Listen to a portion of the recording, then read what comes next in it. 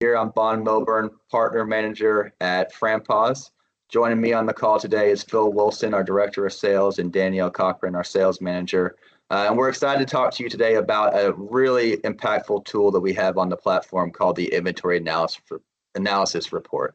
So this tool is going to be able to give you a lot of insight into what is in your store, what stock levels you have, and we're excited to dig into it a little bit more. So I'm going to pass it over to Phil to kick us off. Excellent. Thank you, Bon. So inventory analysis report, what's it going to, why is it here? What's the purpose of it? Well, this report is going to give you insight to what you're selling and what's not selling.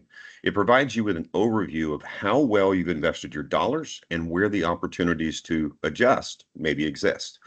So it's going to help you identify those low selling products that you can take actions on to reduce, get rid of the unnecessary stock, reallocate your inventory dollars into the products that are actually selling, turning, and making you money. As we all know, excess inventory in your location is lowering your available cash, where you could be investing into better products, marketing efforts, or any type of cost. So the question now is, what does it tell me? Well, this report's going to show you a ranking of your products from high to low.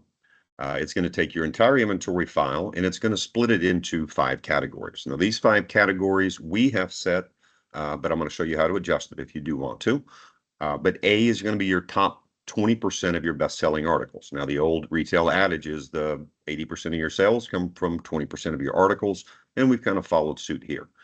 The next category is B, which is the next 30% of your categories or your items. C is the next 30, and D is the bottom 20. Well, that makes up 100%. What is X? X are items that you have not even sold within that particular look-back period. Now, you can adjust your look-back period to a month, a quarter, 1 full year, year to date. I typically go year to date, but let's kind of dive in a little bit more here. And what do you need to know?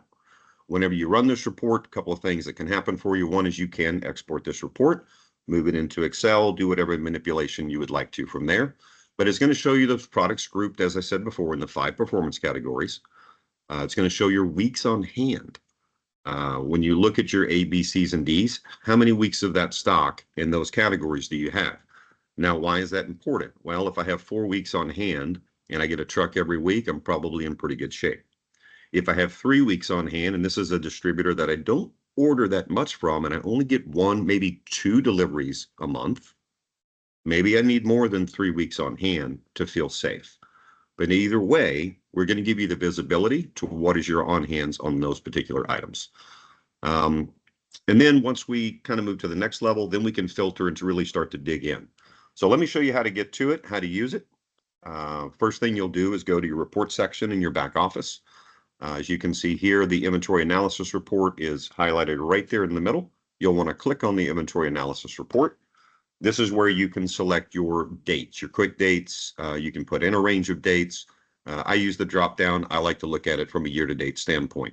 Now, if it's January 30th, I'm probably going to be looking back a little bit further.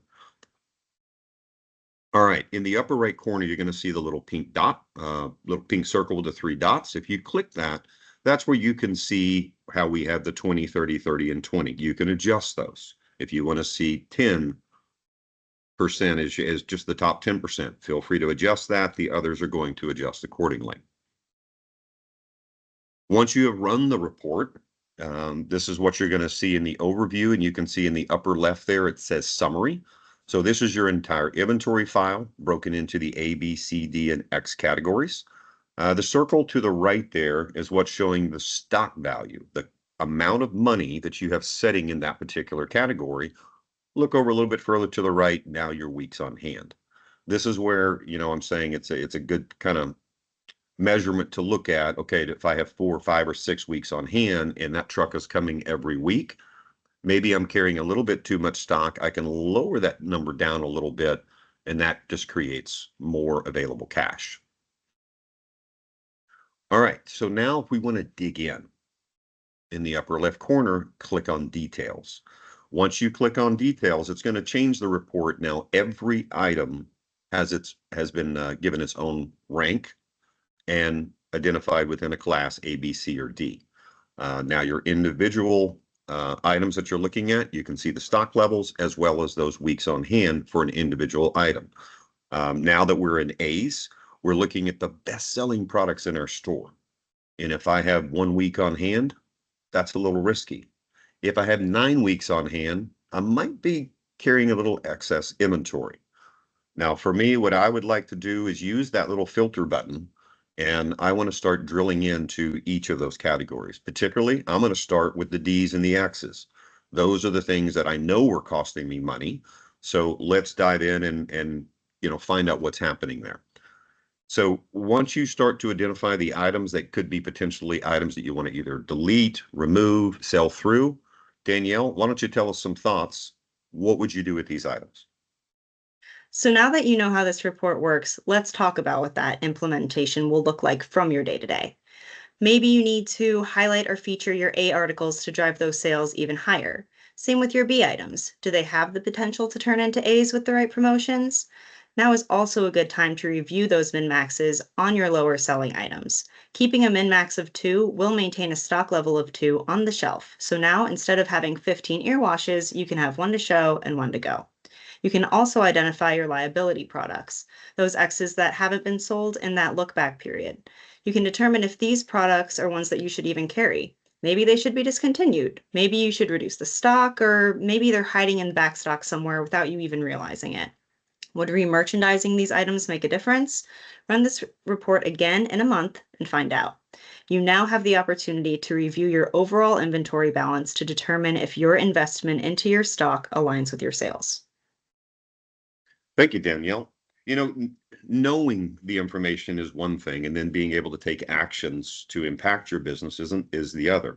And so what we want to do is be able to give you the data and the information where you can say, look, if I was renting an apartment and my tenants didn't pay me rent, I would evict them. Well, it's no difference in retail. Your shelves are like an apartment complex, and every product that is sitting on there is a tenant. At some point, if they stop paying you rent, maybe it's time to evict them, right?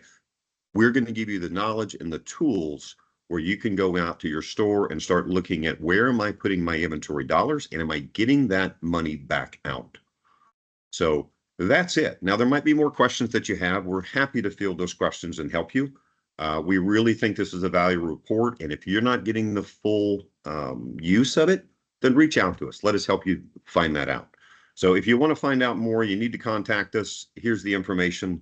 Our email addresses where you can reach us. You can reach out to myself or Bond and Danielle. We are very familiar with this report. We've done a lot of work trying to understand it and make sure that our retailers know about it. So if you're not familiar with it, reach out to us. We'll help you with it. But thanks for tuning in. We'll see you next time.